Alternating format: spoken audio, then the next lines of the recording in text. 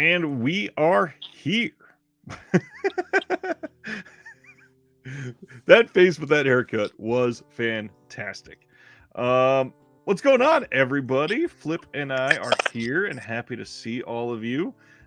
Josephine, I got to throw out, listed a bunch of first-time watches, and one of them is Black Christmas 1974. Have you seen Black Christmas before? A long time ago. So we were talking about this in our Discord today. What do you think about Black Christmas? From what I remember, I liked it. Pretty violent. Am I remembering that right? It's a horror movie. It is a horror movie. It's not really the slasher, it's not, right? Kind of. It precedes Halloween, so it's not like it's older than Halloween. It's 1974, Halloween 78. Oh shit, damn. So it doesn't have all the tropes of a slasher, and it's not super violent, but at the same time, there's some things that are like sadistic, if that makes sense. Like almost the entire film, we have somebody that is stuck in the attic with a plastic bag wrapped around their head, and they just suffocated, and you see like the outline of their face a couple times with the plastic bag over their head, and that's messed up. Now, what would be the first? So, is it like a proto slasher? I personally wouldn't call it a proto slasher because we hadn't really seen what a slasher should be yet. Okay. But it I don't know, it's got a lot of the elements of a slasher. It just wasn't a trend yet. It's kind of weird that it predates Halloween 4 years. It's a long time. Yeah. Did they remake it? Black Christmas has been remade twice, supposedly. Once it was remade fairly well, and then the second time it was remade by a crappy, really terrible film. Now I wonder which one I saw. The one from 2006 is a pretty violent. I haven't seen that one. The third one is from 2019, so that's it. I doubt it would be the one from 2019. You probably would have noped out of that before it was even 10 minutes into it. Barry, also known as BTK, like the BTK killer? Yes. Speaking of, let's say hello to everybody. What's going on, BTK? Antoine's here. What's going on? Ice says, I wouldn't be surprised if Ryan has a Severance Yes Franco tree topper. I do, yeah. I absolutely have it. Yeah. No way. Do you really? Uncle Jess is staring me down right now. I mentioned it. Holy shit. Yeah. Severance sells it. John Peters, what's going on? Ken is here. Hello. My friend Stan Geezy. Hello. Cam is here tonight. What's going on? Terry. John is sticking up for Black Christmas as it's a dark, creepy masterpiece. And yeah, it's one of the earlier conversations about abortion in that film, too. It's very progressive for its time. For 1974, that's pretty crazy. Sardis is here. What's going on? And Ice and I were talking about Black Christmas just a little while ago today. Oh, Dave's here, too. And Ragnar. Hey. One more question from Josephine. If you were to have your own personalized movie-themed Christmas ornament, what would it be? Or do you have any ornaments already?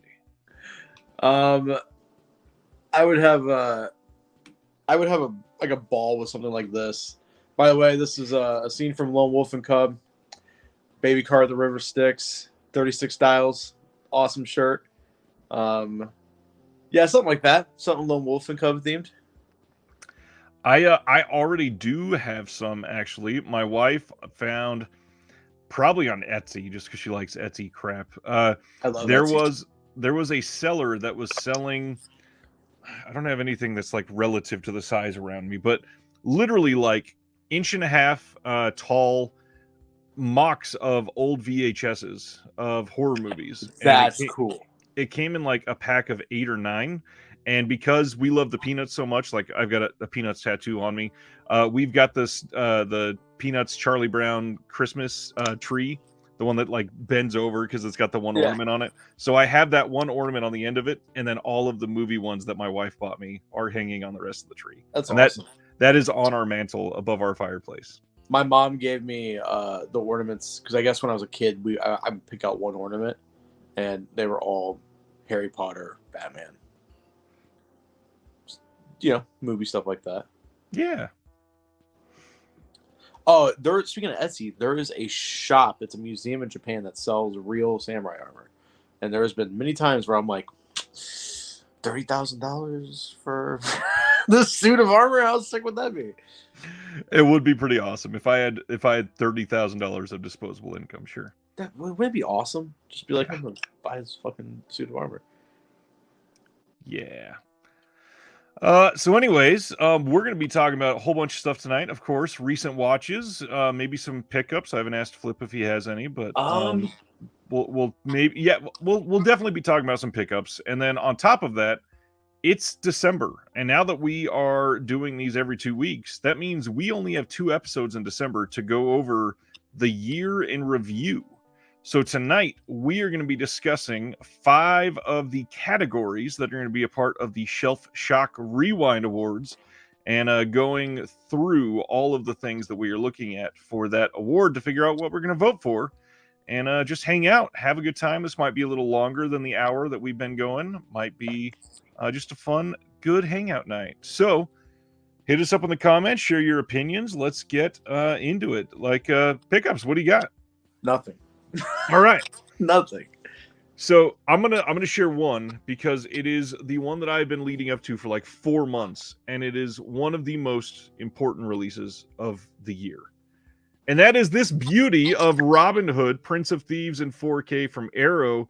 And oh my gosh, dude, this whole package looks great. So first of all, gorgeous steelbook. Like the art on this thing, Morgan Freeman as not somebody that was likely going to be playing his character. The art on the back of this, dude, I love this movie. So many people hate this movie. Kevin Costner can't do an English accent at all, so he doesn't even bother. But the movie itself is such a great nostalgia trip for me. We got Alan Rickman as the freaking sheriff of Nottingham, and he's amazing. There's that one point in this movie, he yells out, "I'll cut your heart out with a spoon." And it is so sinister. I love it. Here is our 2 main characters in this. Is it played tongue-in-cheek or is it serious? Oh, no, this is a very serious movie. It's like an adventure film. Genuinely. Is it something like akin to Gladiator or Kingdom of Heaven? Yeah, kind of. Yeah. That's a beautiful shot. The whole thing, honestly, I love. This is like one of my fundamental films. So why don't people like? They thought it was super cheesy. It is pretty cheesy. It's not like an objectively great film or anything like that. But for the 90s and for who's in it, it's great. Like Christian Slater is in it and is amazing. Is everyone in that movie? Damn. Yes. But this whole thing, like, really great art too. We've got this double-sided poster with the original poster art, of course. Love that poster. And then the new art on here. I am thinking of putting that up on the wall. But who is the director? Oh gosh, his name's Kevin Reynolds. Not any big name or anything like that. Huh. I almost said Ridley Scott, but he did a bad Robin Hood movie. Yeah. Yep. So that's my big thing. I've got some other stuff, but that will be exclusive on my Patreon. That I should probably get that recorded here soon. It's been a while. Yeah, not a whole lot coming in right now. Since he's in the chat, I'll share again, since this is a different show. Stan Geezy sent me these 2 wonderful books written by Stan Geezy last week, and I am really eager to dive. This is the one, Spontaneous Combustion. I'm going into that one first, and then this one's on Toby Hooper's I'm Dangerous Tonight. And wait, he wrote those books? Yes, sir. Those are some thick ass books. I mean, they are just over like 200 pages. It's nothing crazy. Oh, okay. I can't read, so. Yeah, that's always an issue, of course. Big issue. Well, congrats to him, dude. Congrats, Stan, for writing 2 fucking books. Ice wants to know, did you get Burning Paradise from Vinegar Syndrome? No, I fucking forgot. Now I gotta wait a whole month. or until Orbit gets it. Ah, that sucks. Yeah, I've been so busy. We've had a lot of Ryan knows we've had a lot of stuff going on, and then we've had a lot of catering jobs and shit now with the holidays coming up. I saw that and I wanted to point that out. Is it? Dave, Is it? no. What Dave is it? said, "Did you say you had a Peanuts tattoo? If so, $20 says he's got Snoopy on his butt." By the way, the PayPal link is in the description below if you want to donate $20 for being wrong, Dave.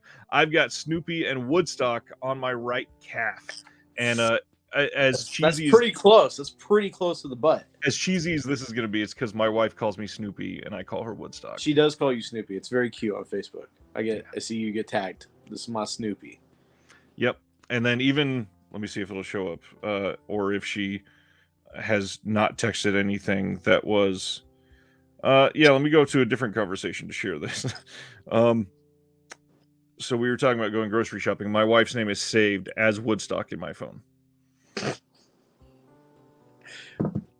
I think I'm King Flip in my wife's phone. Yeah, that makes sense. When you don't do your laundry, you're the king. Fuck yeah, dude. Oh, I said so. We have a Discord for some of me and my friends from around here, and we have a company. It's a factory. It's like factory themed. So there's like the factory floor, which is like the main chat, and then there's company records, which is like outlandish shit that's said, and we time date it. And we were talking. Taylor was out of town at the time, and I was talking about assembling my own plate, and I was like, guys, it's wild that I'm even assembling my own plate right now. This is wild. Do you want to talk about watches? Yes, let's talk about a few because you got back into some Asian cinema for the first time in So weeks. I've been watching a lot of dude bro movies. I watched Lone Survivor with Mark Wahlberg. I cried. Whenever Axe dies, I was like, no, I love you. Which is played by Ben Foster. Ben Foster. Underrated. He's great in everything he does. He's underutilized, man. He needs to be in more stuff. He's so fucking good. Mark Wahlberg's growing on me. Like the more I watch him and stuff, I'm like, he's growing on me. The hate crime stuff aside. I was about to say, yeah, you're not Vietnamese. Yeah, I'm not Vietnamese, but am I gonna stop listening to Kanye? Probably not. So, R. Kelly, Michael Jackson, they're still putting they made bangers, but they're bad people made bangers, Remix Ignition is Mark Wahlberg made a banger, that's for sure. Yeah. Well, anyways, and then I watched God damn it. Then I watched Patriots Day. Have you seen Patriots Day? No. Oh Jesus. Oh no. I had no desire whatsoever to see Patriots Day. I actually liked it quite a bit. Might be the best Peter Berg collaboration with him. I think I've seen all of them now. No, I haven't seen Spencer Confidential. But yeah, it's a good movie. I was really shocked they leaned into showing the two brothers who'd committed the terrorist attack. They showed the two brothers and they kind of humanized the younger one, which I thought was kind of cool. Did not know that the wife. So the guy married like a normal white girl, and then she converted to Islam. She's free. She still has full custody of their kid and everything. But yeah, it was a good movie. I didn't realize. I don't know how much of it is accurate because did they I'm really? Sure some of it is sensation. Did they really get into a fucking gunfight in the middle of the street with those two? Oh yeah. Did they really do? Okay, because that I was they were dropping. If I remember right, I believe they dropped a couple grenades. That's how bad it was. So yeah, so that's what they were doing in the movie. They made a bunch of bombs. They were driving. The plan was for them to go to New York and bomb New York. So the cops get them cornered on the street, and I should have said by a normal white girl. I should have said a non-religious white girl who then converted to their religion. That's what I worded that wrong. I don't know how else to fucking say that. Like a normie, like you know what I mean? What do you say for that? A secular American white female. Okay, a Midwestern gal. But That's not at all what I said. But yeah, in the movie they were throwing fucking bombs at the cops, and I was like, did that really happen? That really happened then? Absolutely, it happened. And the only reason I know that it happened is because this was, oh gosh, if I remember right, this was 2012, the year that it happened, and I was working for the Department of Defense already. I was a Fed civilian at the DoD, live at work when some of this was going down. Not the original bombing, but when a couple times when they were chasing them down, and we literally had police scanners on from Boston playing at the DoD, listening to everything that was going down. And yeah, it was giving play-by-play to everybody in there, and then we were discussing, like, the younger one, I think he went and hid in a boat in somebody's driveway. Yeah. Yep. So yeah, we were listening to them going in for the capture and everything live. That was a crazy time. Yeah, I mean, then I guess that movie's pretty accurate, and that is fucking wild. Mark Wahlberg's character is made up, and I think they don't give him too much of a backstory. He's married, but I think he's a good character for the viewer to get like attached to, because you're kind of thrown into the middle of this, and when the explosions go off, it's very chaotic. You have no idea what's going on. But yeah, it was a pretty good movie. And shout out to the Asian dude that they tried to fucking kidnap and hijack.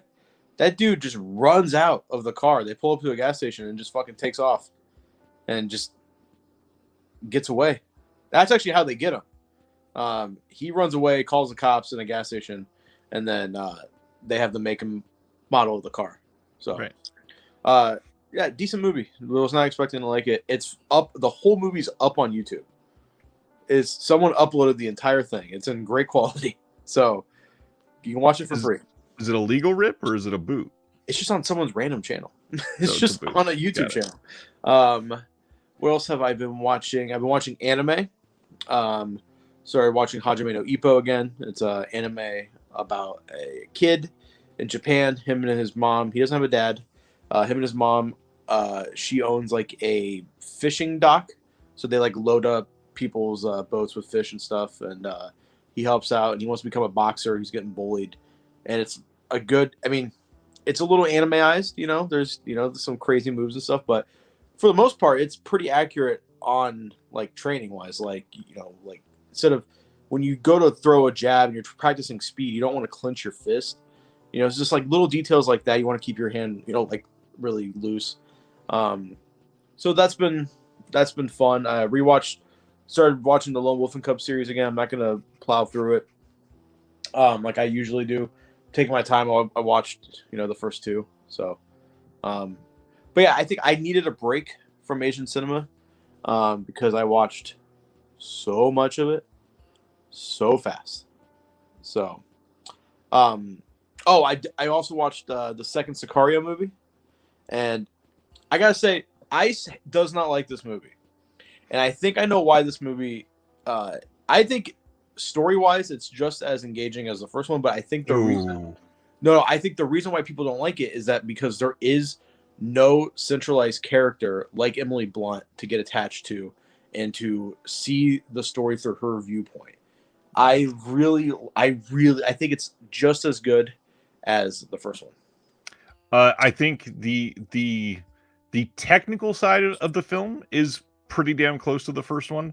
I think that it is not. I'm not saying it's bad. I still enjoy the movie, but it is clearly multiple steps down in quality from the first film in terms of the plot, in terms of what we actually see on screen. There's a lot left to be desired, but it's directed by an Italian guy, so that's just anti-Italian discrimination that you're. I'm glad it felt that way because that's what I meant. So no, I would give the first Sicario like a 4.5, and the second one probably a 3 to a 3.5. I think I did give it a 3.5 on Letterboxd. I think I give it 3.5, 4. The first one is damn near perfect. Yeah, but that's cheating because you got Roger Deakins. That's not cheating. That's good decision making. That's a cheat code. You put him in any movie, it's gonna look fucking beautiful. But it's okay because Stan Geezy says he's got to agree with me. So sorry. Well, and he's an author, so he knows what's up. But The one thing I will say about the second one, that's a point missing for me, is that there's no truly intense scene like that highway scene. Border scene. But the border scene, yeah. You know, in the first one, you view Benicio del Toro's character as just a monster. He's very much like a monster in that first movie. You know, he's like Jaws almost. Yep. You see him, but you don't see him do bad shit until the very end. This movie kind of humanizes him. There's a really beautiful scene where he comes up to a farmer, and the farmer's deaf, and then he also knows sign language because his daughter, who was murdered in the first movie, well, you don't see her, but you know backstory. You find out she's murdered. Yep. She was deaf. So it's like really cool little moments like that. I also watched The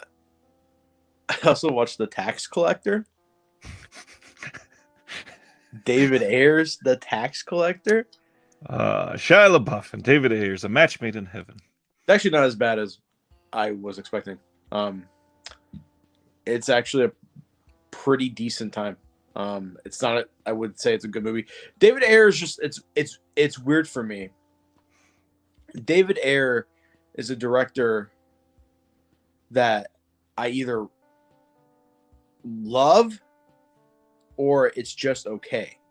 I've never, besides Suicide Squad, I haven't been turned off by a movie of his fully. And to watch, I think, is good. Sabotage, I hated, and then I rewatched it, and I thought it was pretty fun.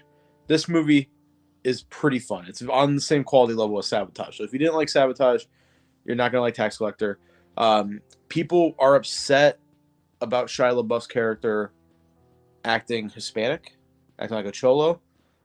That character is based on a real person who grew up in a Mexican neighborhood. So, yeah, Fury is, I would say, probably his best movie. Fury's fucking fantastic. But the character that Shia LaBeouf's character is based off, the person, is it's a real person. He grew up in a Mexican neighborhood, so he really did act like that. So he's not playing a Mexican, he's playing a guy who grew up in a Mexican neighborhood. David Ayer has not done a ton of stuff. What's he done? So, The Tax Collector, Bright, that Will Smith Netflix movie. Okay, that was dog shit. Suicide Squad, Fury, Sabotage, End of Watch, Street Kings. And Street Kings is good. His first film was Harsh Times in 2005. Yeah, he's a weird guy. He's a weird director. He's got a couple really good fucking films in there. I think he has two objectively great films. Fury and End of Watch? Yeah. And then, I mean, if those two, Fury is probably a 4.5, End of Watch is probably a 4. The next one down for him, for me, is probably down to like a 2.5. Street Kings is really good, man. Have you ever seen Street Kings? I don't know that I've watched it all the way through, so I will say no. I know I started it.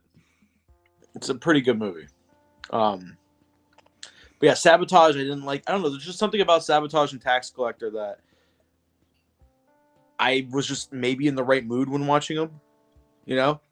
Well, and maybe that's the thing about Ayer, is that they're not all objectively, okay. Other than the two that we just talked about, they're objectively bad films. They are not good films. Yeah, however, they're watching Tax Collector, I'm like, this isn't a good movie.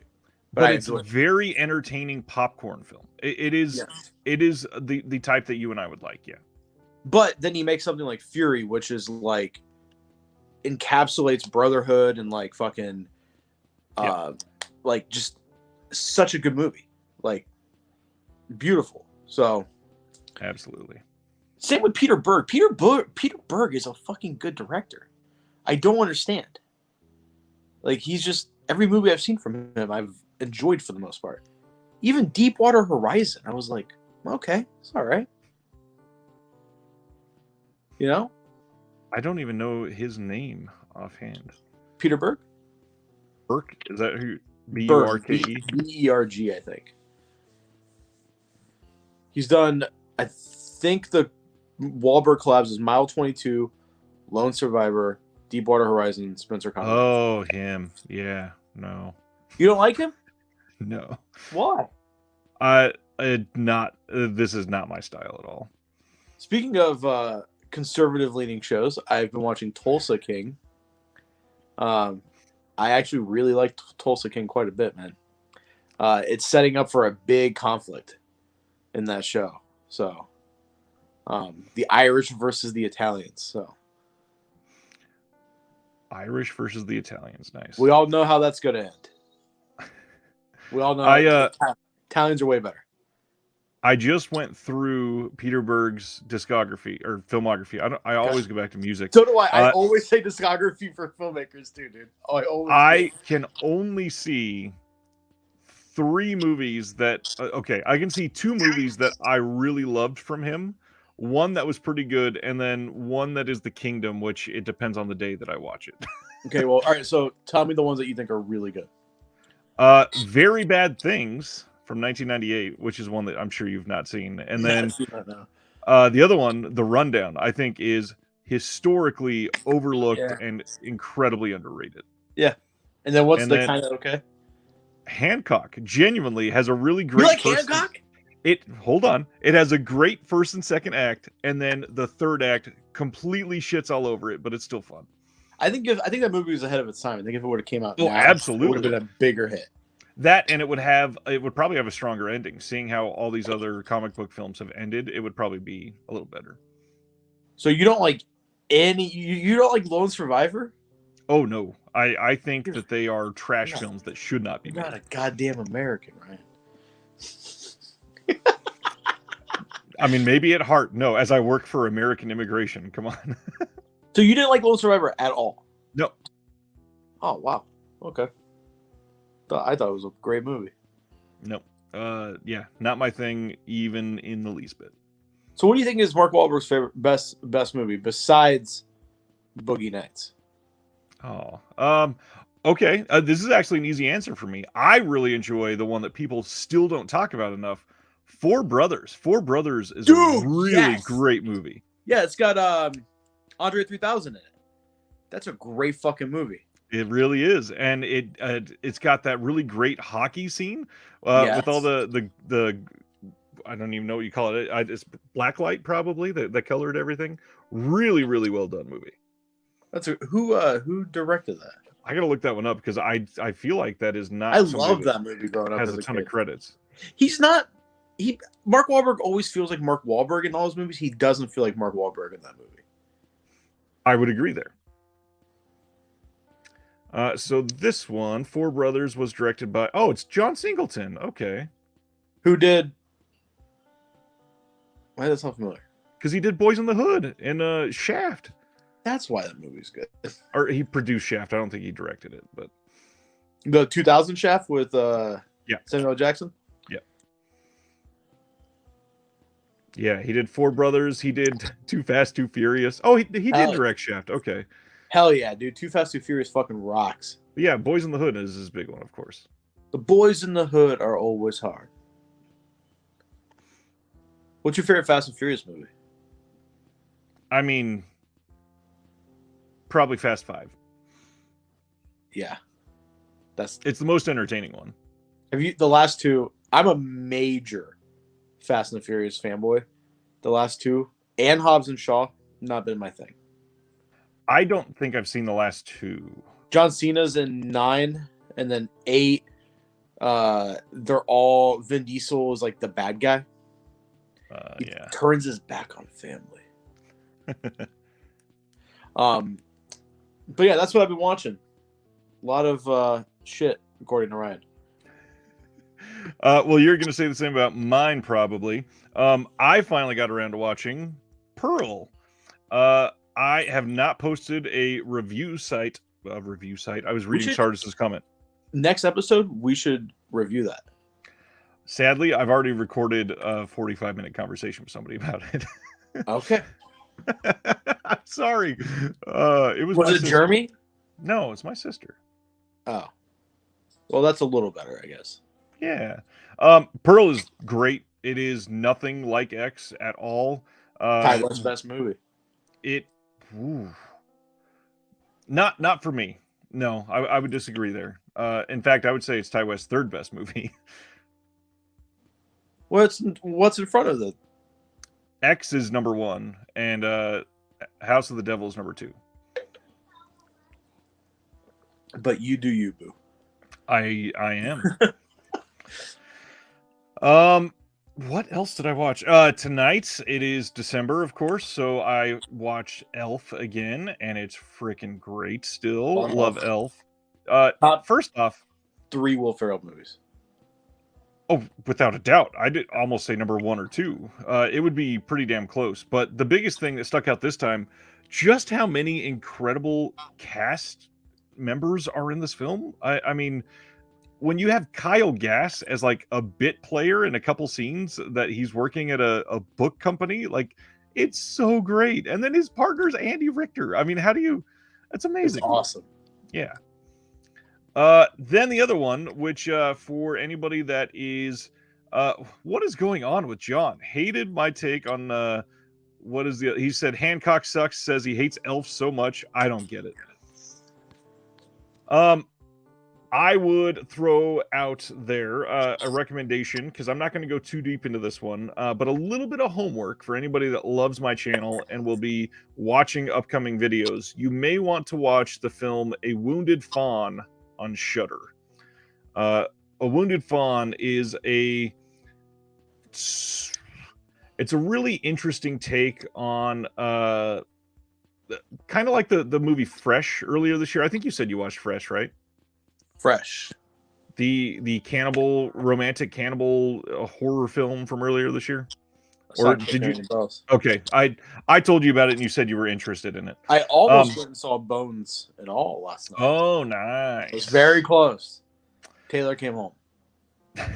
So yeah, A Wounded Fawn, it has a lot of the same feeling as the first act of Fresh, and then there is a big change about the middle of the second act, and then it gets weirdly like existential and artistic, and it is just really well acted film overall. If you are a fan of Greek mythology, you will probably really enjoy this movie.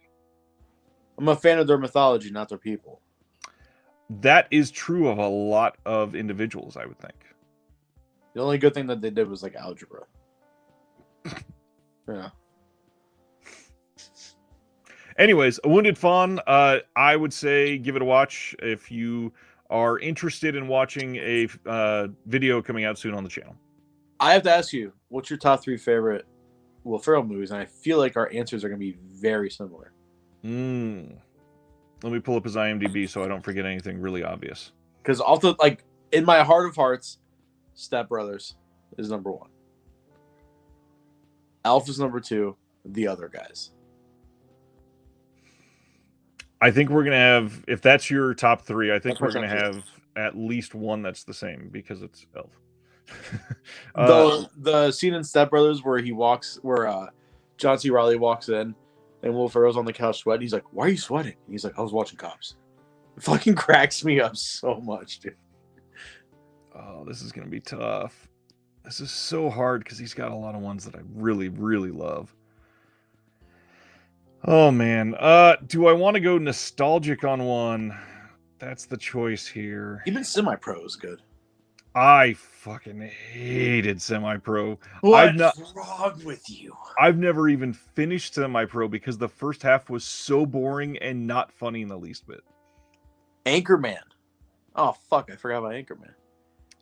Ragnar says, unpopular opinion, Will Ferrell sucks.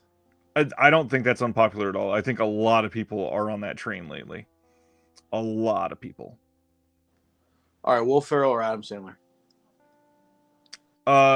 If I'm going just based off their whole filmography, John, I would say Will Ferrell.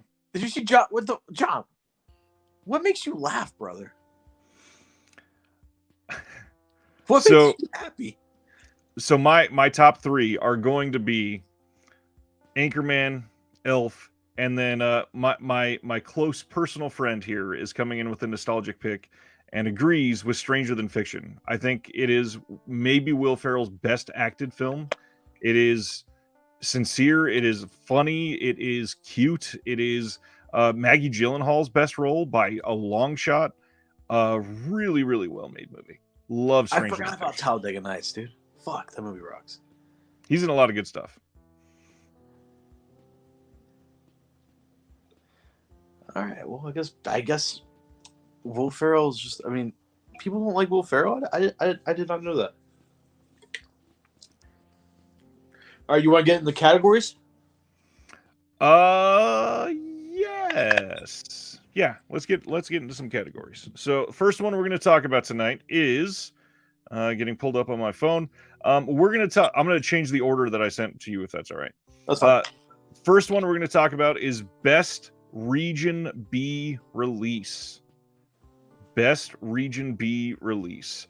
Now, this has a lot of some really great choices for what to vote for here. There is obviously 88 Films has had still like a pretty stellar year, even though a lot of people kind of been unhappy with 88 Films in the second half of the year.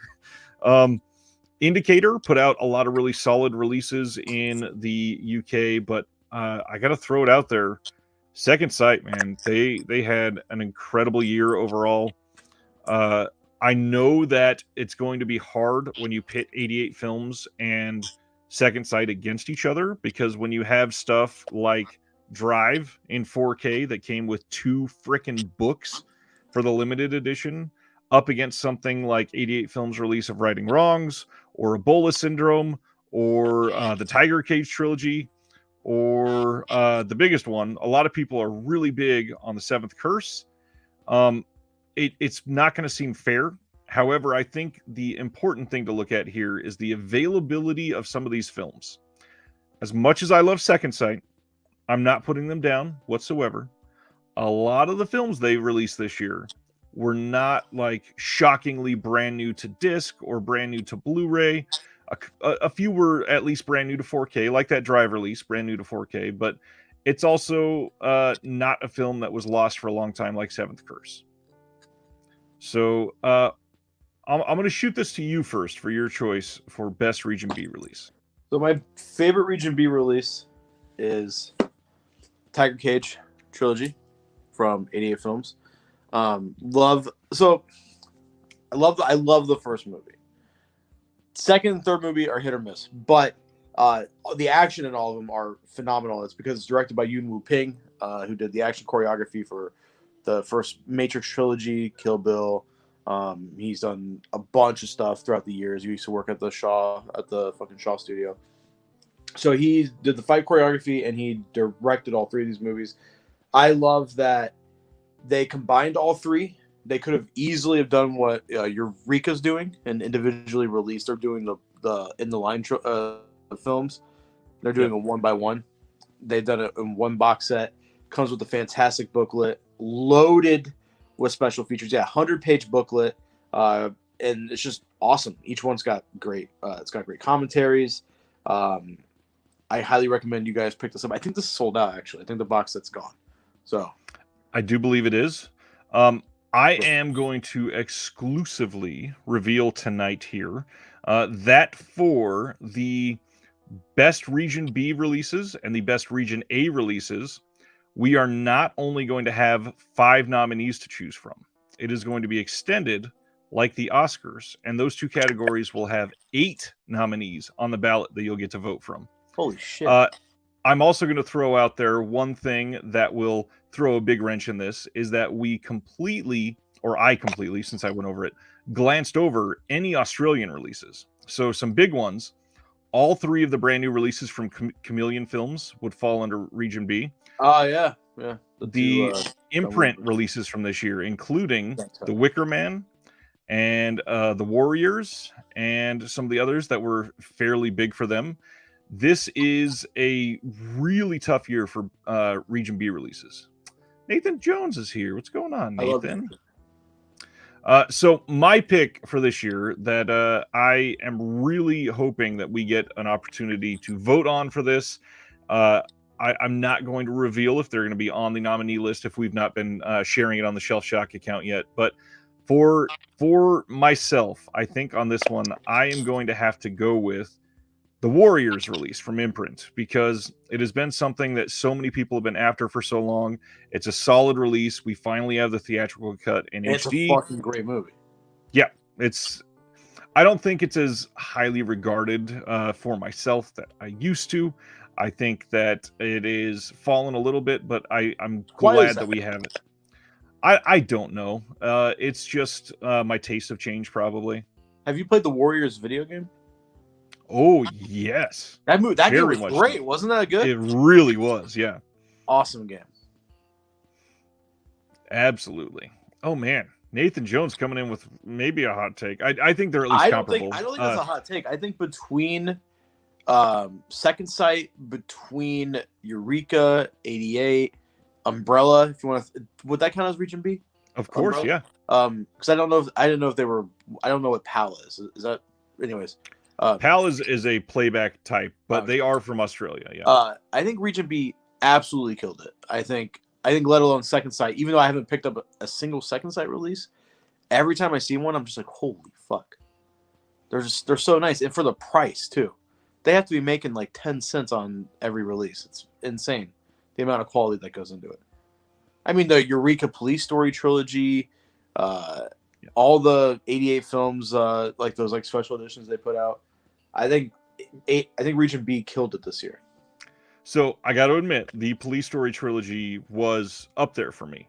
The only reason why I wasn't going to select this one for this one is because the Police Story trilogy just came out on Blu-ray, and it wasn't something that was being sought after for a long time. And for the Warriors to come out, it's more of like a surprise that is like that was kind of how I felt about this too. Holy shit, we finally have this, and everybody that's been clamoring for it can just shut up already and be happy. So I mean, I was pumped that we got Super Cop though. I was like super excited. Yeah, same. I personally, for me, that's the best movie in that box set, and I think that's worth the price of admission alone.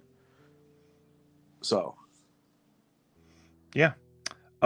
We got a couple comments here. So Ragnar wants to remind everybody a lot of Region B discs really aren't Region B locked. I would say that is especially true for Australia. A lot of the UK releases, sadly, are actually region locked. If Eureka has a release that Arrow's also putting out, if you put it into a Region A, it just plays the Arrow. It's the Arrow. Yeah. It's so weird. It's so bizarre. Let's see. Zombies Ate My Arm is asking, what is our favorite Walter Hill movie?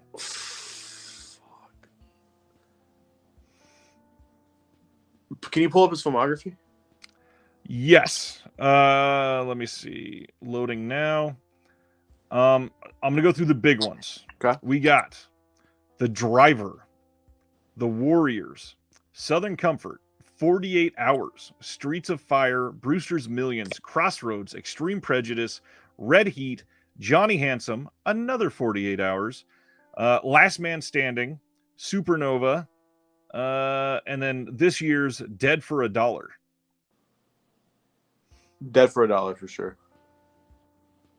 No, okay, it's The Warriors. It's so quotable. I did not expect that out of you. I got to be honest. I love The Warriors, man. That whole aesthetic of that movie is so amazing.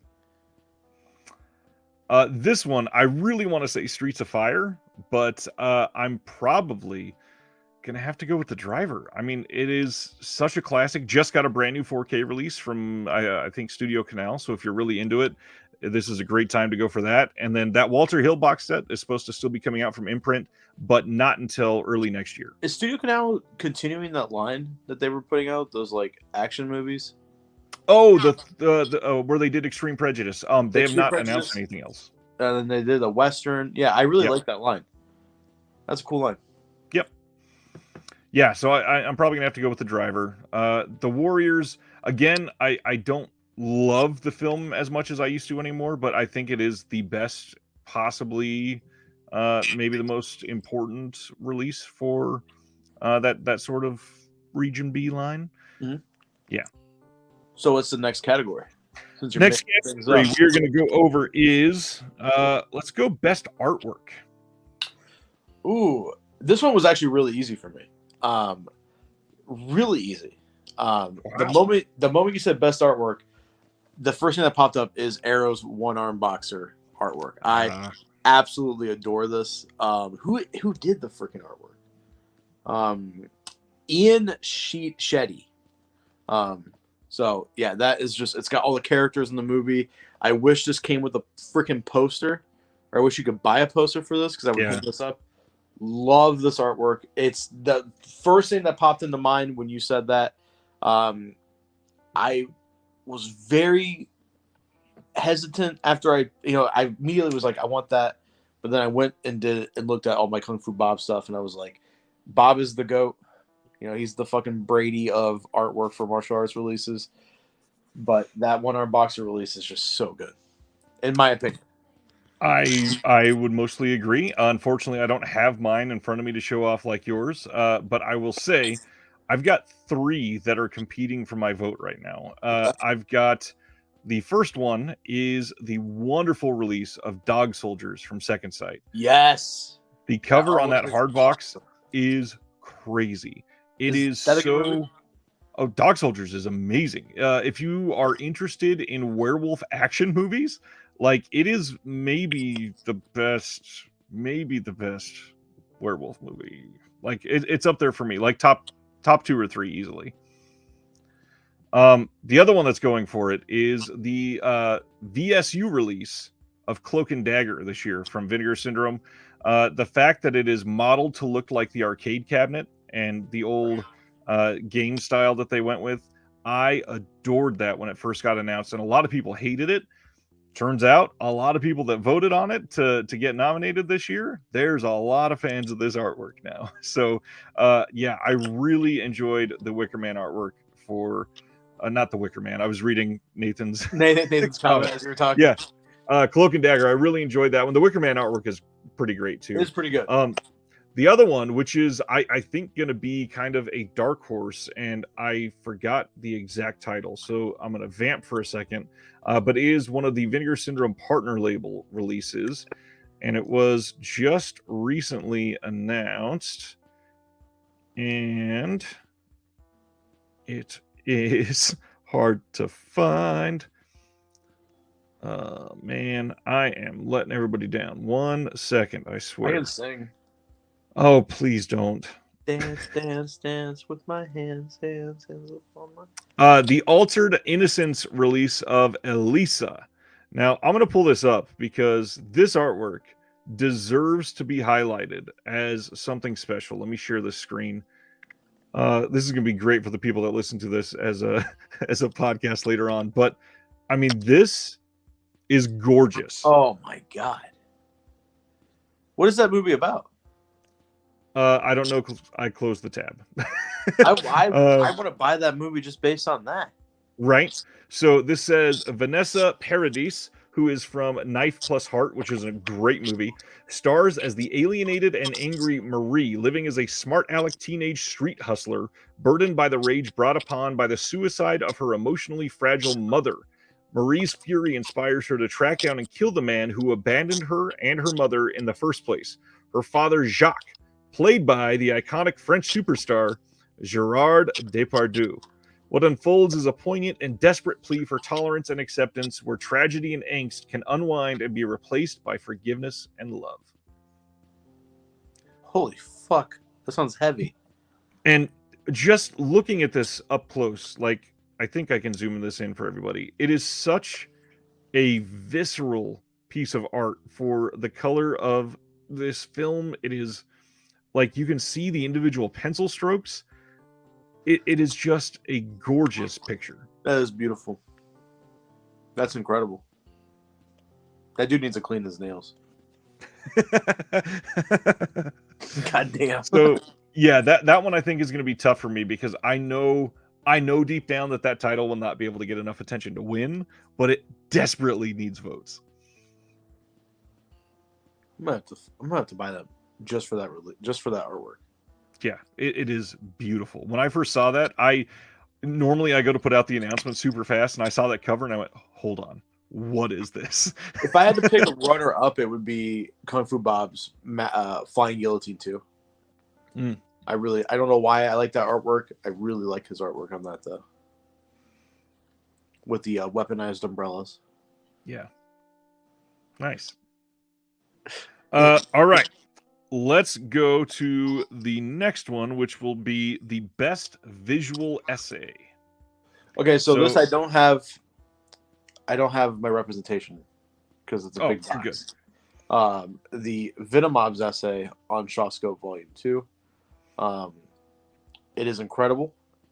It's 22 minutes and a lot of photos I've never seen before.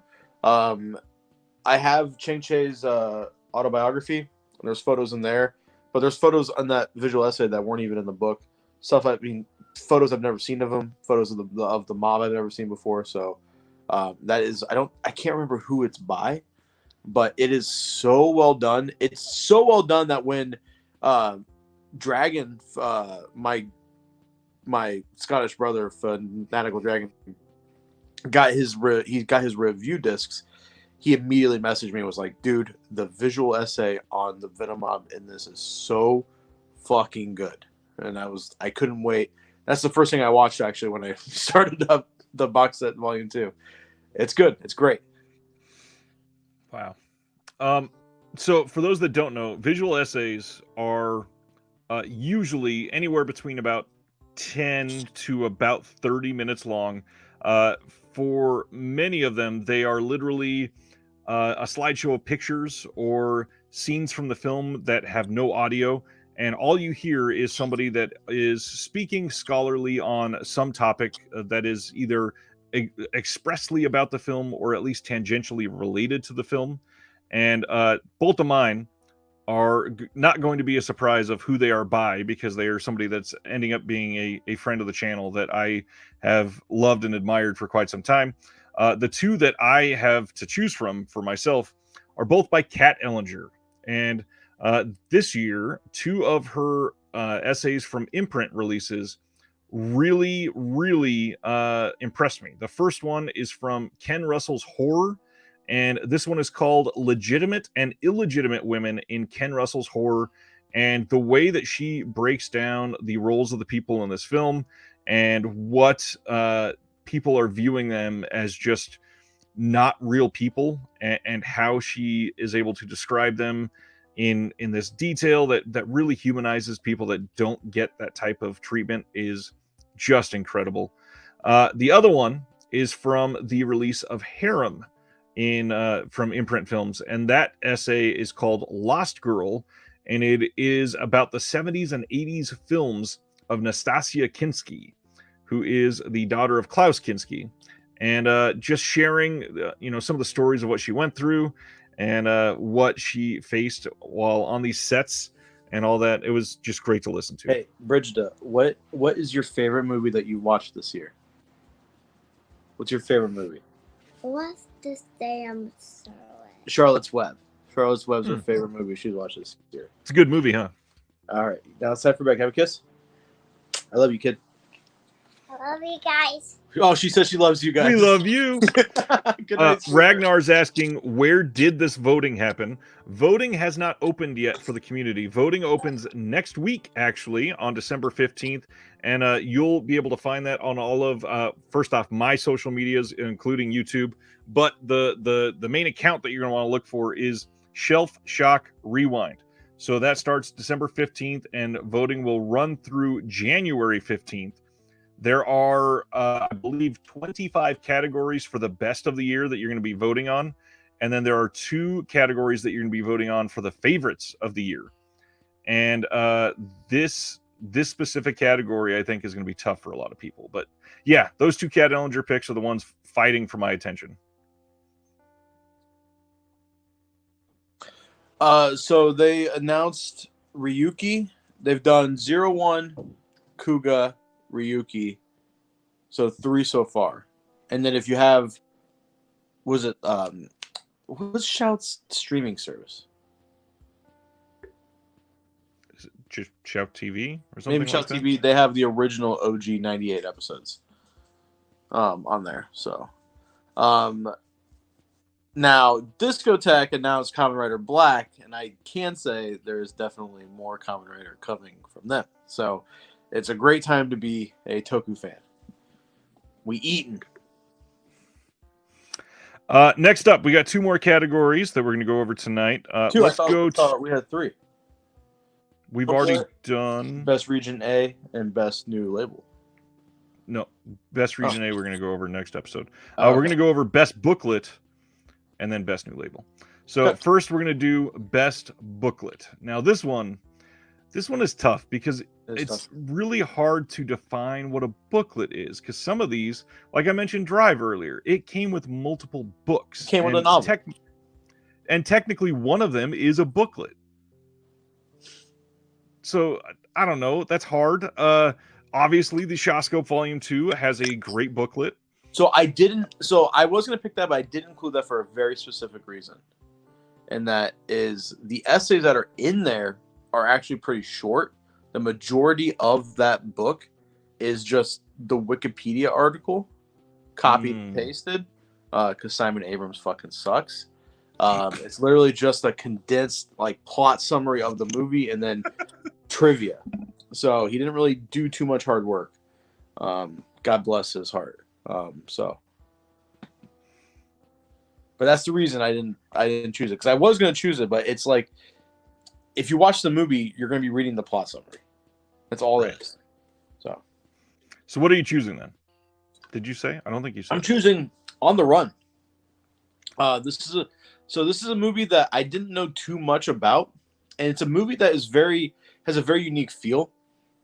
It is a very dark movie, and I wanted to know because a lot of times when you watch movies, especially made in Hong Kong, there's always some kind of underlining message about, like, for instance, the whole handover, when China, when the UK handed over Hong Kong to China.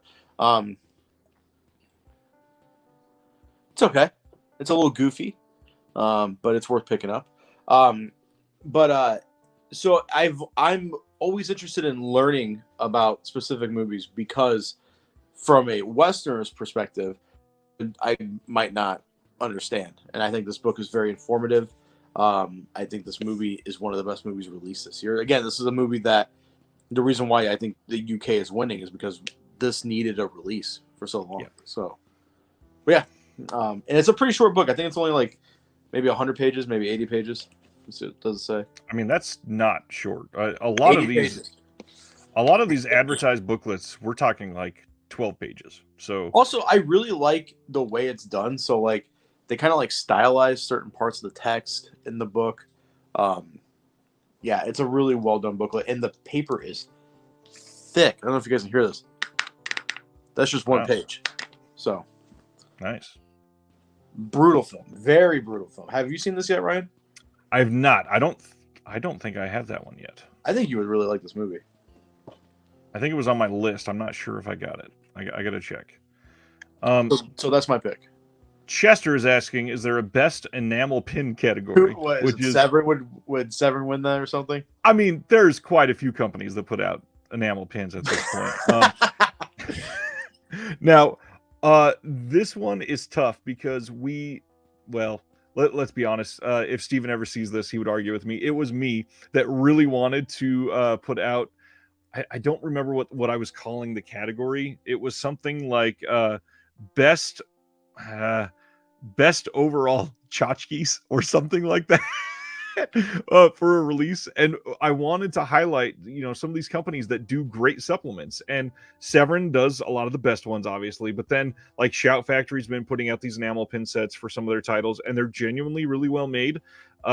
Region B wise, I don't know that any companies are doing a whole lot for that. But it's nice to see that we are getting random things out there. Obviously Vinegar Syndrome does it sometimes too, but I love stuff like that. So yeah, unfortunately there's not really a category that fits it super well, unless maybe you could shoehorn it into like best, I think we called it packaging design, because there's a couple where it's literally built into the packaging. Like the Titans of Cult releases, the steelbooks, it is a part of the package. I would say Vinegar Syndrome has done some pretty cool stuff with their packaging this year. Yeah. Thriller, Righting Wrongs, like that stuff has been really cool. Yep. It's a really, really nice way to release those. So best booklet. I have two that I'm leading with. I'm going to go with the one that I think is going to be my second place first to talk about right now, and that is a really great box set that has come out, and that's from Severin, the incredibly strange films of Ray Dennis Steckler. Oh, okay, yeah. Their director's box sets are second to none. And if you don't know much about the director and you're just out there to blind buy and go, balls deep into some of these brand new directors to you, you can get the release and open up the booklet and be enticed to watch all of the films you just bought entirely in a new way, because they are really, really good at getting people to write properly about each of the films, done in a way that is respectful and honoring them in the legacy that they deserve. And the booklet for that is great. Unfortunately, I don't think it's going to be my pick. I think I'm going to have to agree with Nathan Jones and go with The Witch from Second Sight. I really do think that had the best booklet this year. The artwork in it is gorgeous. The writing in there is really well done. And that release overall, I think, kind of gets slept on a little bit. It's not a film that had a brand new 4K release because it had been released by Lionsgate in the States, but it is one. Was it a 4K in the States? Yeah, they did one after the initial release. Okay. Which it's just the classic A24 way of doing that. But yes. I have to say, Severin picks. Who was the first director that they did a box set for? Like that? Oh God. Adamson, I think, was the first. Yeah, so I had that. Again, like you said, these are movies that aren't very good. And I was absolutely blown away by the amount of respect and love. Because bad movies are still fun. For the most part. I mean, they're still like those. I think the directors that they pick directors who aren't very good, but they're a lot of fun. And the Owl set just blew me away by the essays, the commentaries, the packaging, the amount of love that they put into these absurdly weird films is incredible. I wouldn't say they're okay. I understand that a lot of the directors they've done it for are not objectively great filmmakers. Milligan, they've done Steckler, they've done Adamson. I think that's it for the giant director's box sets. But the box sets that they do, especially for the directors so far, they're extremely influential directors. They're ones that people ended up seeing, like, in grindhouse theaters and walking on 42nd Street in New York and finding a way to inspire future generations of filmmakers that would outshine those directors, and they were incredibly important. Damn, yeah, Flickering Wave says, glad to see that Steckler box caught your eye that strongly. Terry is maybe the biggest Ray Dennis Steckler fan in the world. Really? And yeah, this made his year when they announced this. This is the type of release that if you grew up attached to some of these films, it is mind-blowing what they are able to put in there. Chester says, how about that weird Wisconsin release? I mean, it's a solid release. Year, right? Actually, now that you say that, I think it might have been. I think it was early last year. Weird Wisconsin. That's William Graff, right? Oh, that was William Greffe. Sorry, Weird Wisconsin is Bill Rebane. The Swamp one was William Greffe. Okay. Weird Wisconsin came out in May of 2021. I knew it was an early one because we talked about it last year. Yeah. So Arrow did a lot of those random box sets last year, and they did pretty well for them. So now we're talking about my favorite category. Best new labels. There were a lot of questions this year. Like, are there even any new labels?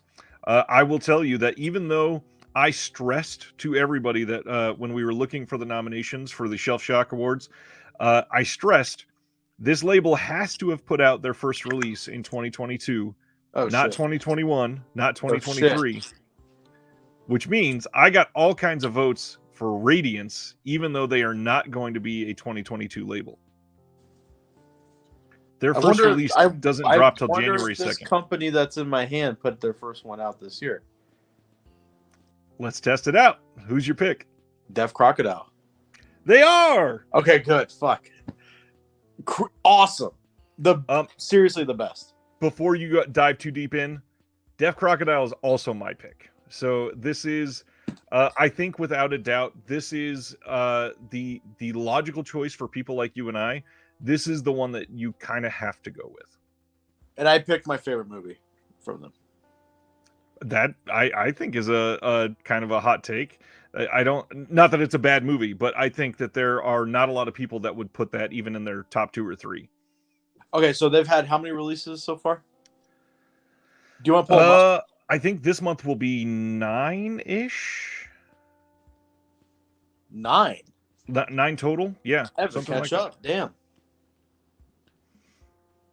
Let me see. I can take a look while we're looking at this. So their releases so far are The Unknown Man of Shandagor, Yes. Delta Space Mission, Ilya Muromets, the box set, The Time-Bending Mysteries of Shahram Mokri, Sampo. What is the box set? I've never heard of that. It is, I think the guy is from Iran.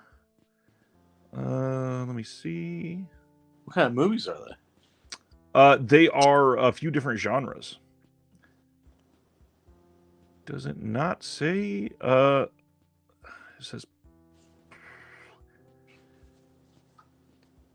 Yes, Iranian director Shahram Mokri straddles the line between genre and art house cinema, whether Mobius strip-style meditations on classic 1970s American slasher films, that's one of the movies, political thrillers, that's another one of the movies, 1980s new wave sci-fi vampire movies, that's another one, or offbeat Jim Jarmusch meets Quentin Tarantino indie mysteries, and that is like one of the movie and some short stories.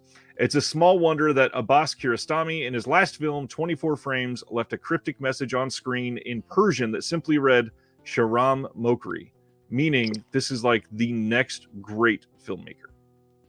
Is he still making movies? I believe so, because these are all from 2009 to 2020. Wow. And Kiarostami likes him that much. Yes. As he was dying, he said Shahram Mokri. So Sampo is number 5. Zero Grad is number 6. And then this month we had the 7th announcement, which is Solomon King. I'm going to have to pick the rest of the ones up I'm missing. Only 7. I mean, it's not terrible, but they're all pretty great. That's the hard part. Yeah, I just think this movie is visually, like, the Russian stuff is just beautiful. It's visually just insane that they were able to do that. Dustin is asking, did the Connie label start this year? This is the really sad answer. Their first release technically has a release date of December 28th, 2021. So, yeah, their first release was December of 21 from the Vinegar Syndrome site. Terry says, I would agree with Deaf Crocodile, but Canadian International has had a strong year. For me, they were neck and neck until the final quarter. I would agree. They are the two that I would say you would have to be viewing them as in contention. And this one, we actually did share the entire list of nominees of what we're going to be able to vote on. So the 5 that are going to be on the ballot, and keep in mind, if anything else was not on here, there is going to be a write-in option for every single category. So the 5 you can choose from are Canadian International Pictures, Chameleon Films, which we just talked about earlier, Deaf Crocodile, which we are looking at, VH Shitfest or VHS Hitfest, and then Visual Vengeance, which is the new line from Wild Eye. And then, of course, there is the write-in option. I think there are a couple other Vinegar Syndrome partner labels that were brand new for this year.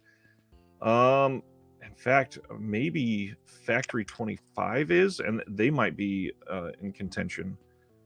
Oh gosh, maybe not. They've been putting out a lot of releases. It looks like Ham on Rye was their first one, and that came out. No, that came out in February. So yeah, they would be eligible, and they've put out a lot of great stuff. But Deaf Crocodile is the best. I would agree. Everyone else sucks. I would say if the idea of archiving film is important to you, it would be hard to vote against Deaf Crocodile this year. It'd be idiotic.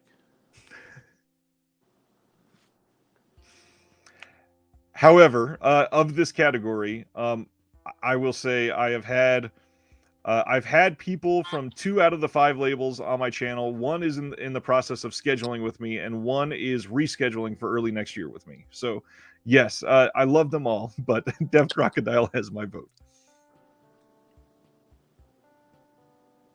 Flex is asking, Flip, do you know who will release Macross in the States? No. That probably means yes. He just can't say.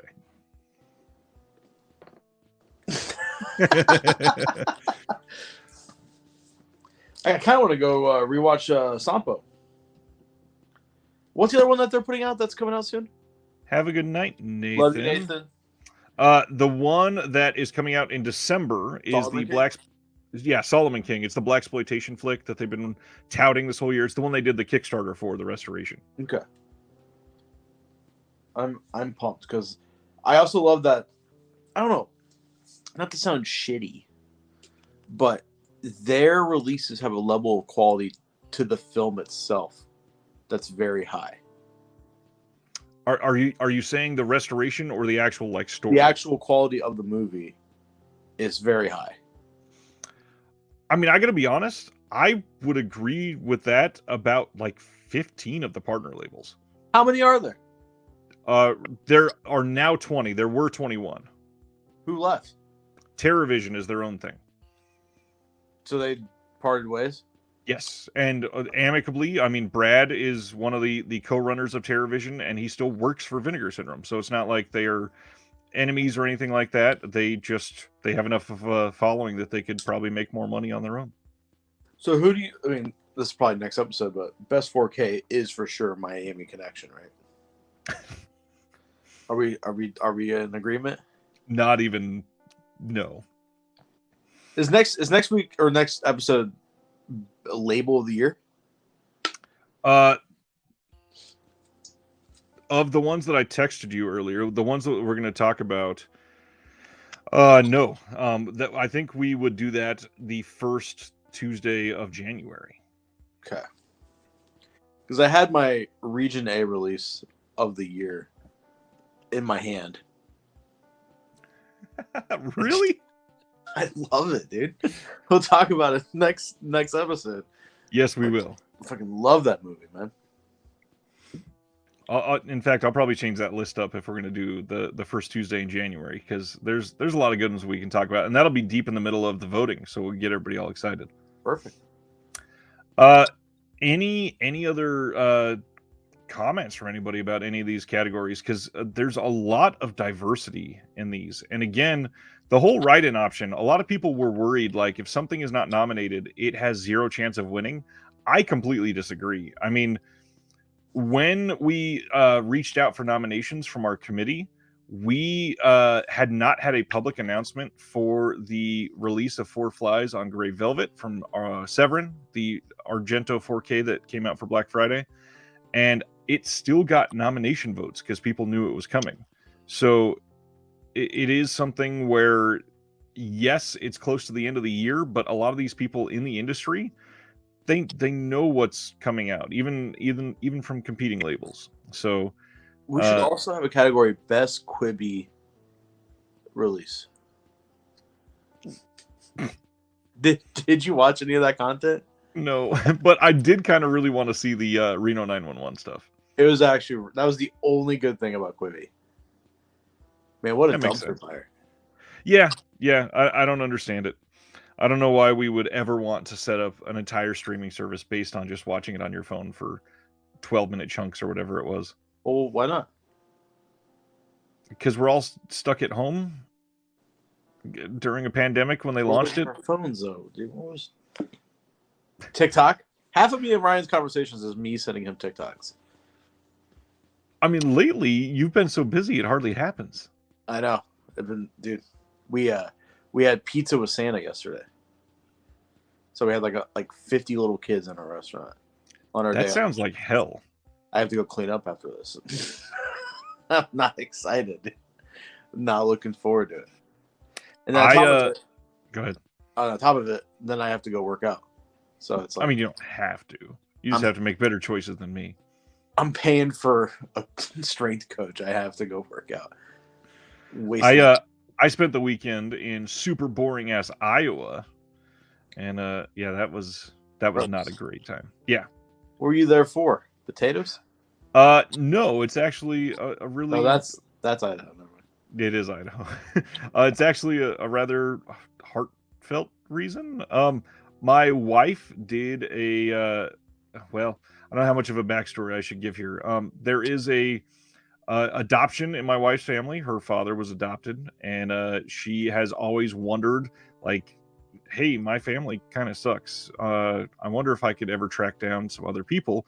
And I've always kind of been against the whole ancestry DNA and all that crap because of the stuff that can come from it. And eventually, because it's like you can't get away with murder anymore. Basically, yeah.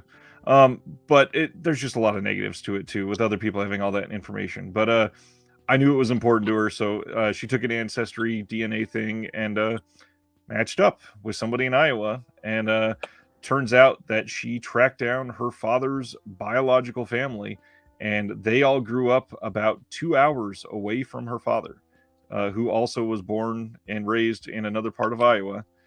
And yeah, she went up earlier this year and met some of that family, and then we took me and the boys up there to go meet them this time as well. They're super nice. They bought the kids Christmas presents. They gave Was that us emotional?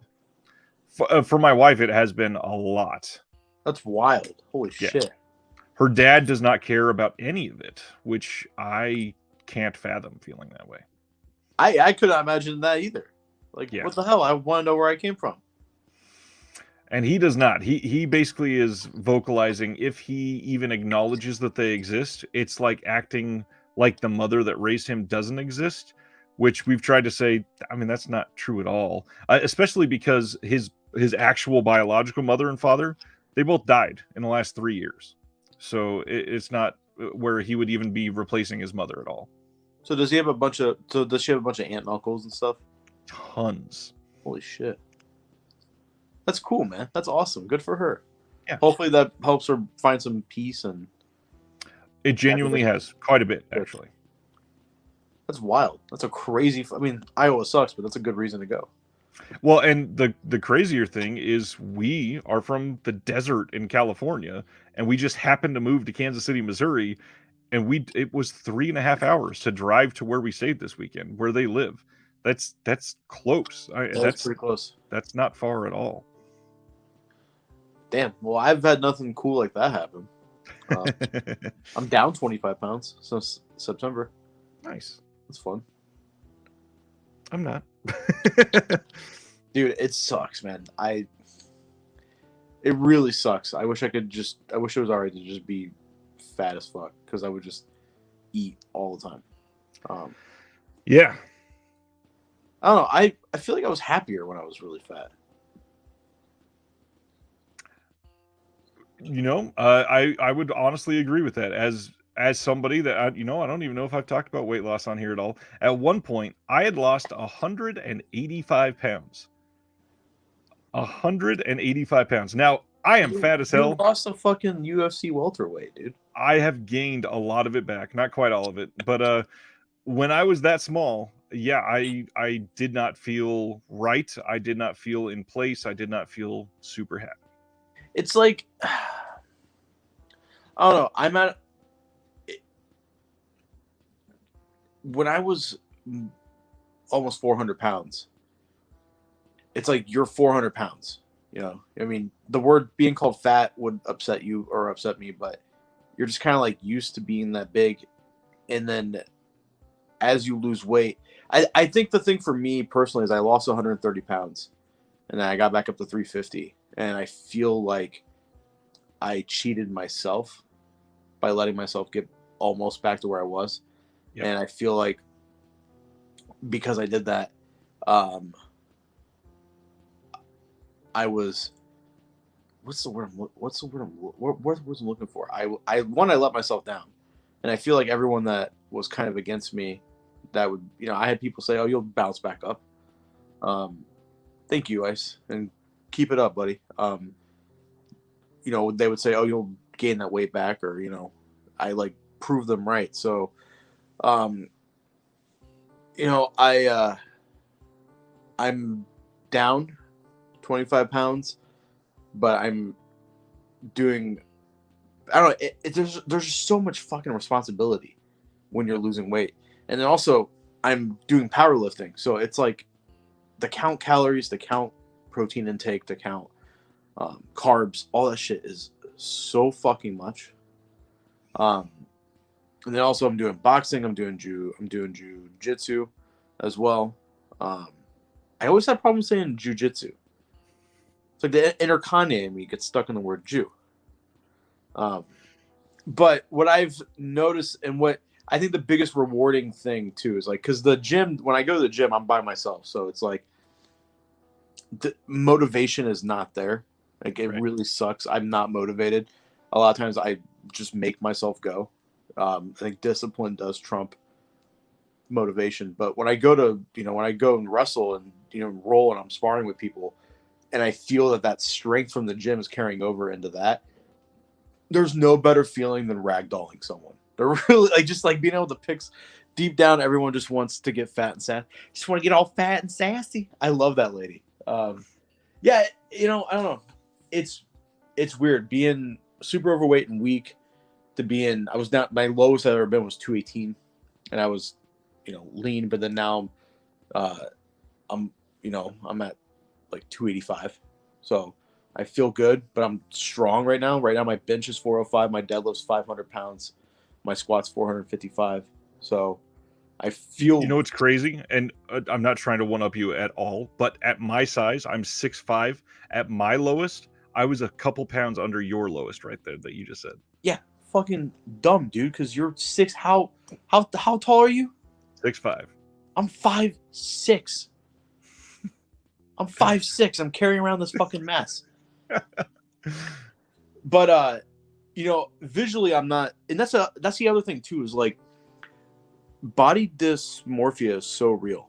Oh yeah. Like, and it's not until, because like when I hired this powerlifting coach, he made me measure everything, measure the circumference of my thighs, my calves, my biceps, the length of my arms, my neck, my shoulders, my chest, my stomach. Made me measure all this stuff, and then every month I have to update new pictures. And seeing side by side, you're like, holy fuck, there's a major difference. But every day to day, it's like you just see it, and you just like use. I look at myself in the mirror, and I weigh myself way too much. I weigh myself when I wake up. I weigh myself when I get home before I go to bed. I think the scale is not good. I don't think the scale is good because you get too focused on that number. But then again, I also want to be a good example for my daughter because I struggled with my weight my entire life, and it's been so rough, and I don't want her to have to go through that either. Yeah. Terry says, I dropped about 50 pounds a number of years back, but the last few years haven't helped. Kudos to doing all that exercise flip. My best exercise was when I had to ride my bike everywhere. I need to get a bike. You know what's crazy? 2 months ago, someone left the bike on the side of the pizza place. And it's been sitting there. So I think 2 months, I think that's fair game. I think I should take it. Yeah.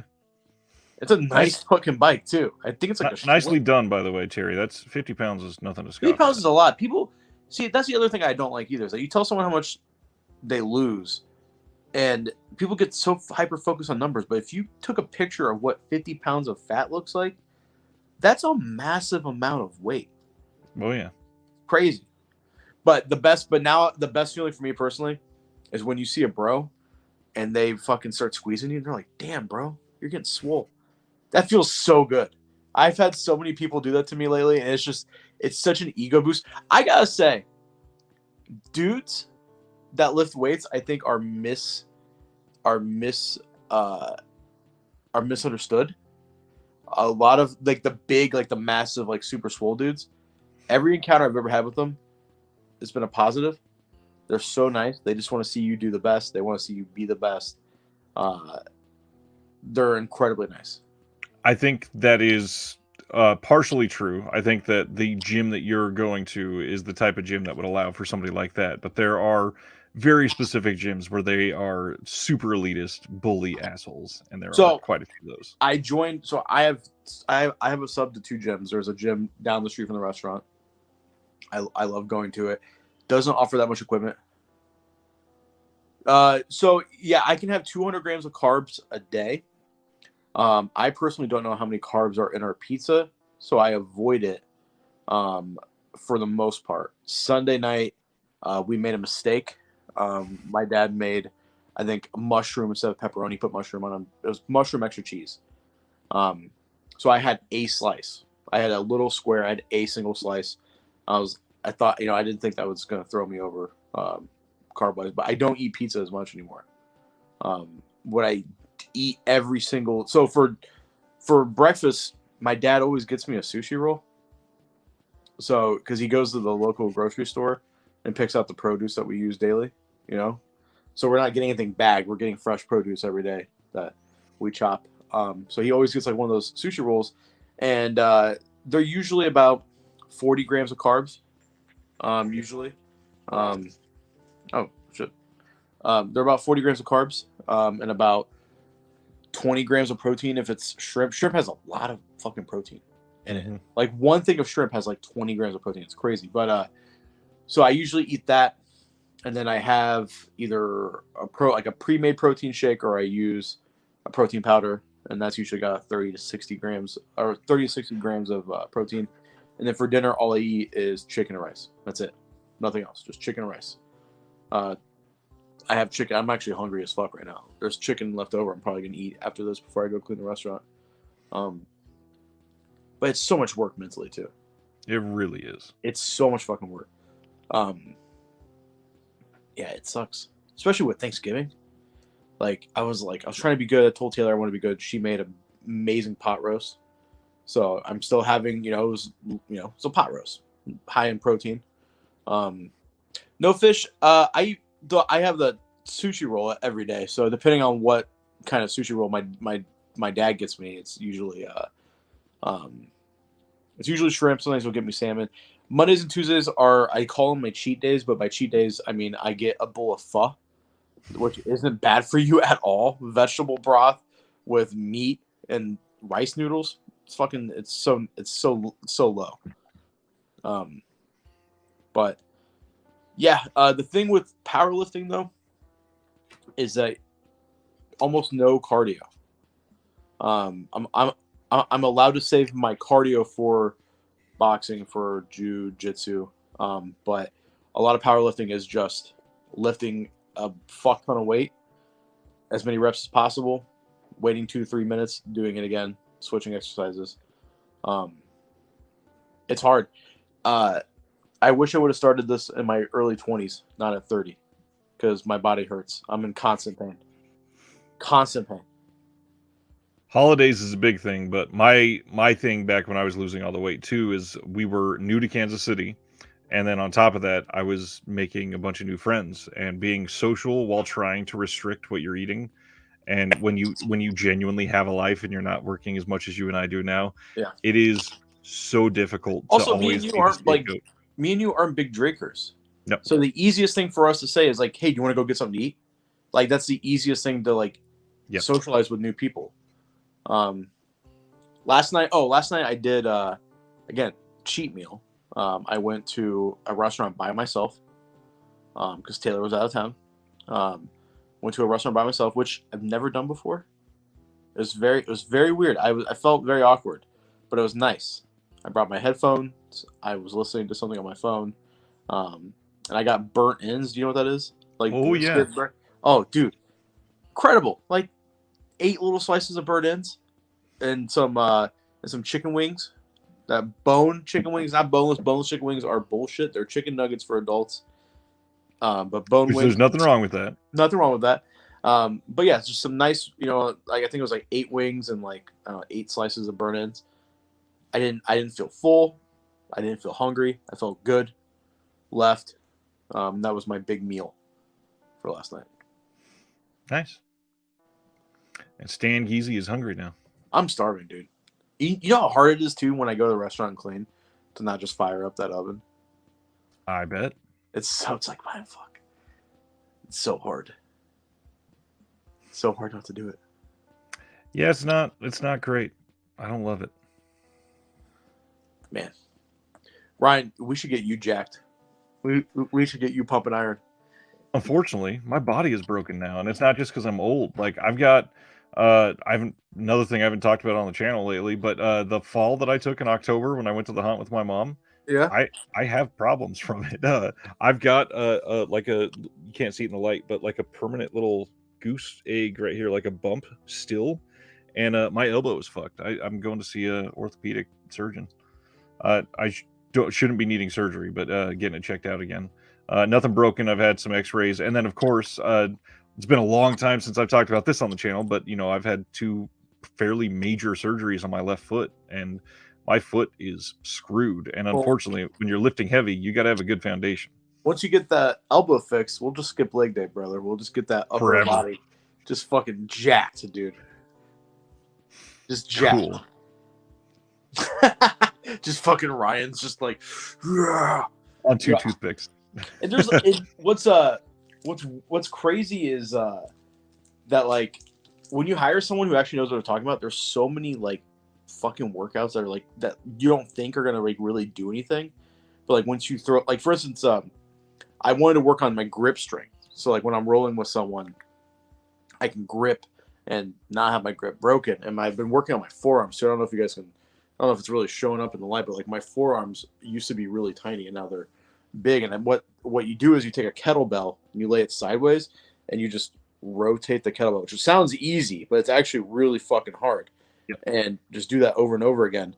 And then tonight was the first night that I've been able to. We were practicing when you're, so if someone's behind you and they do a seatbelt grip, so they got like their arm over your chest like a seatbelt, and they grip, we've been practicing breaking out of that. So the whole drill was one person's behind your partner has to somehow break out. And my grip was so good that the guy that usually kicks my ass, he couldn't break my grip. I was just fucking locked in the entire time. So that's awesome. It feels cool just being able to like be like, I can kick half of these people's ass in this room. Right. Not at jiu-jitsu. I get my ass kicked. I'm talking about like anywhere else. You just walk into a room and you're like, I can take you. I can probably take you.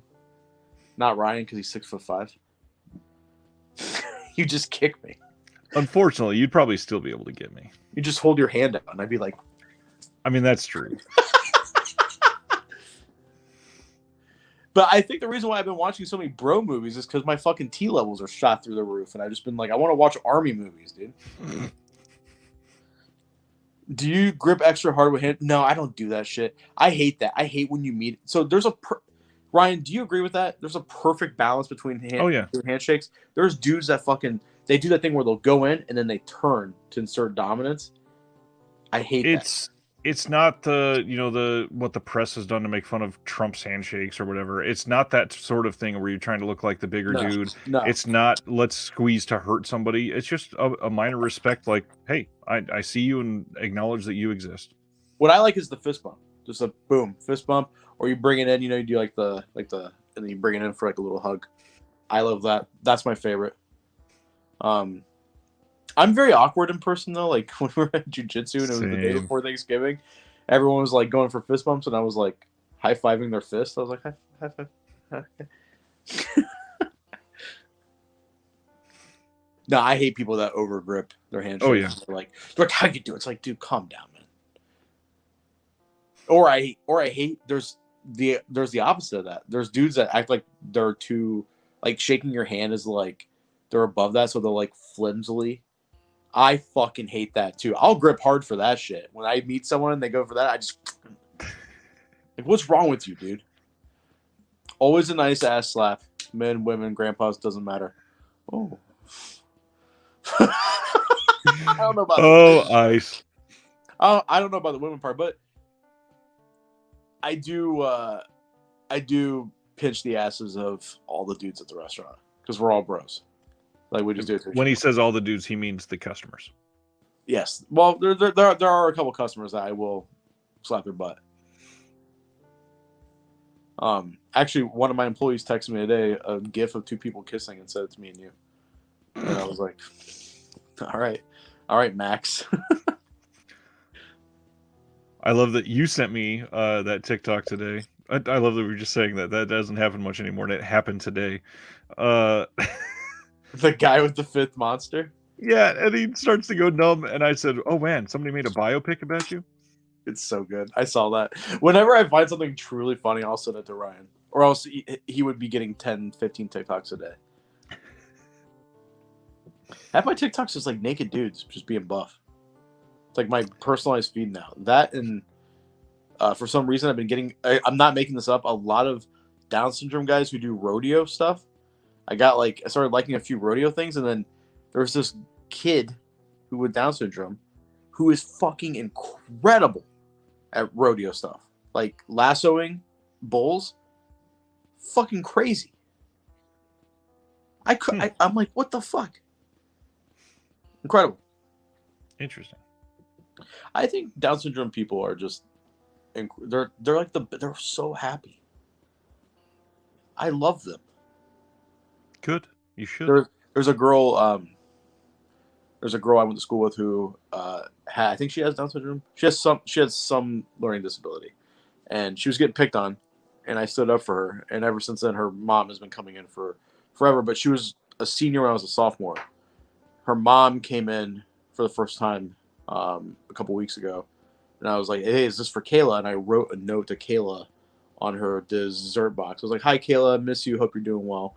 And the next time that she came in, she was like, "You have no idea." She was so pumped that you remembered her, that you remembered her name. And I was like, "Of course I fucking remember her. She was awesome." This woman was huge. She's like, she's as big as you. She's like 6'5". She's massive. She was so nice. Yeah, Ice, don't be slapping women's asses. Grandpas, yes. Unless they're your woman, and they want it. I always pinch Taylor's butt. Always. I'll walk by. You know what's weird? Does your wife do this thing where if you show them attention like that, they act like they don't want it, but then when you stop, they're like, you don't like me anymore? Yeah. Does your wife do the same thing? Oh yeah. Yeah. Why are women like that? What the fuck's up with that? It's so dumb. Because it's true, like that's just like, I mean, you just walk by, pinch, not like a hard one too, just like like a little love pinch, and then if I don't do it, Taylor will literally be like, "Do you not think my butt's nice anymore?" I'm like, "Girl, what?"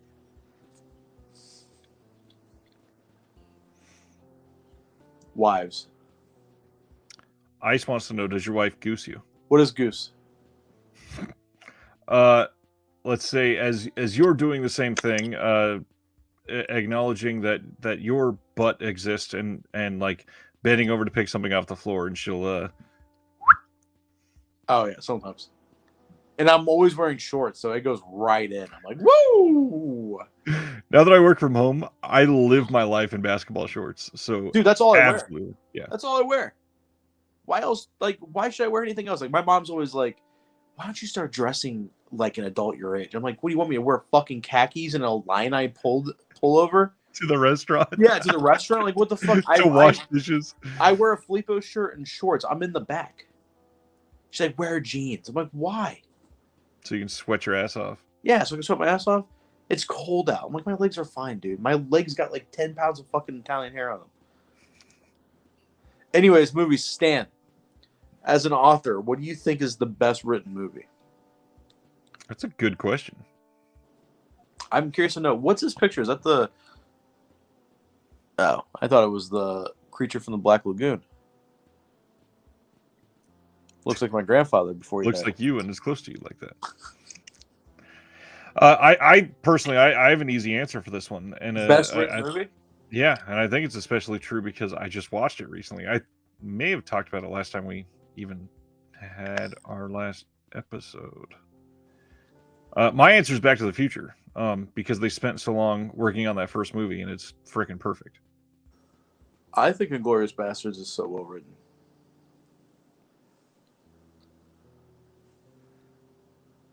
I mean, it's well written. I don't know that it would be. Best written movie ever, Godfather Part 2. That's not even a joke. That's a great film. That'd be up there. Stan's pick is good too. Stan says Chinatown. That's a good pick. That's a really good pick. When are we getting Chinatown in 4K? I need to go to the Chinatown buffet, dude. I'm hungry. On that note, since we're getting back to food, you want to call it a night? Yeah. Do you guys have a Chinatown buffet in your town? Every town is a Chinatown buffet. Is it really called Chinatown buffet? No. What is yours called? Well, we have a few because it's a big metro area, but the favorite one that I go to the most is called Legends of Asia. Sounds like whenever Umbrella announced their line of the Asian movies. That's it's the sub name of like Tekken 9, Tekken Tag 9 Legends of Asia. That's by the way, new Tekken's gonna be announced, I think Thursday at the Game Awards. I have no idea. I haven't seen any Tekken in like 15 years. Tekken's the fucking best. I love that I just pulled that out. Tekken rocks, dude. I know. I loved it when I was a kid, but who's your favorite character? Who's your go-to? Oh God, I don't even know if I can name any of the names. Wasn't there a character named Eddie? Eddie Furlong. Yeah. No, wait, no, Eddie Furlong's a dude from fucking Terminator. Eddie Gordo. Eddie Gordo, that's it. Yeah. Was he the breakdancing one? Yeah, the breakdancing guy. He was So incredible. awesome. So hard to defend against. Yeah, he was, because you'd be like, what the fuck's happening, dude? Yep. Have you ever fought a breakdancer? It's hard. I don't know. I mean, I haven't really fought anything since I was like 11. Damn. So Eddie Gordo's your favorite? That I can remember offhand. Okay. I don't even. I'm shocked that I just pulled out Tekken. With how little I play video games, that was a good pull. Negan from Walking Dead's in Tekken 7. Yeah, Negan. And he fucking rocks, dude. He's got fucking Lucille. He just beats the shit out of people. I got Lucille over on the wall there. That's Tekken 7's got some really cool crossover characters. It's got Akuma from Street Fighter is in it. Negan, Noctis from Final Fantasy 15, Geese Howard from what game? What's the other King of Fighters? So it's got this weird hodgepodge of fucking other characters. But Negan kind of like this episode. Hey. Oh, Flip has to go do some dishes, and I have one story to tell you. Okay. So he says Taekwondo. I went and got my gi tailored at a Korean lady yesterday. With your wife? No. I was by myself. Come on, that was a great joke. That was a good joke. That was a pretty fucking joke. Because her name's Taylor. Getting your gi tailored is the same thing as taking Indian butter to your wife. What? Ghee is clarified butter that's used in India. So I walk in and I said I didn't know it was appointment only. So she's already angry at me. And I go, hi, I want to get my gi tailored. And she was like, okay, put it on. So I put it on. And she goes, what is this for? What do you do, karate? And I go, no, I do jujitsu. And she goes, you're too thick for jujitsu. And I was like, thanks. And I go, I was thinking about doing Taekwondo because Taekwondo is a Korean style. And she just wasn't having any of anything. She was just very mean to me. Very mean. I asked her to do something specific, and she told me it was too much work, and she refuses to do it. And I was like, okay. Yes, ma'am. And then she saw my name and recognized who I was, and she was like, how's your grandma? Is she dead? And I was like, no, she's alive. Anyways, so we'll see you in 2 weeks. We'll be talking about more pickups, more recent watches, and 5 more categories. And then 2 weeks after that, we'll do the big boy categories. We'll do best of the year. We'll do best region A release probably next week, and then best overall that following week, or the 2 weeks from now. Anyway, can you guys guess what my favorite release overall is? No, because we're done. Have a good night, everybody. We'll see you next time.